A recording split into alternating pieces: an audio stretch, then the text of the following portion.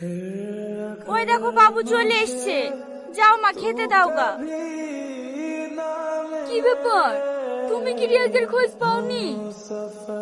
না গো, সব বন্ধুদের কাছে খোঁজ নিনু, এমনকি ওর বাড়িতেও কিছু নু, কেউ ওর খোঁজ দিতে পারলো না।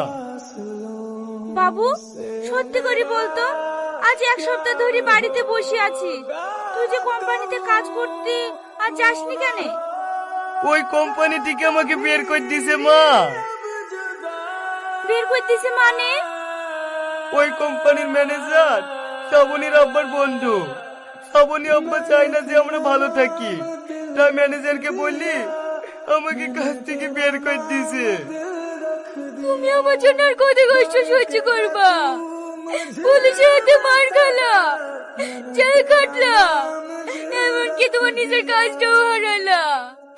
আমি তোমার জীবনে অতি সময় দাঁড়িয়ে আছি, আমি আর তোমাদের বাড়িতে থাকতে চাইনি। শ্রাবণী, ও কথা বলো না, এগুলো তো কি, তোমার জন্য আমার এই জীবনটা হাসতে হাসতেও দিয়ে যেতে পারি।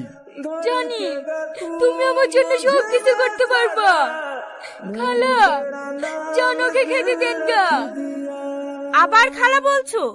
বলিনি আমাকে মা বলে ডাকতে? তুমি তো আমার মেয়ের মতোই। মা, আমার ভুল হয়ে গেছে, আর কোনোদিন খালা বলবো না। ঠিক আছে চলো, দুজনাই খেয়ে নাও গা।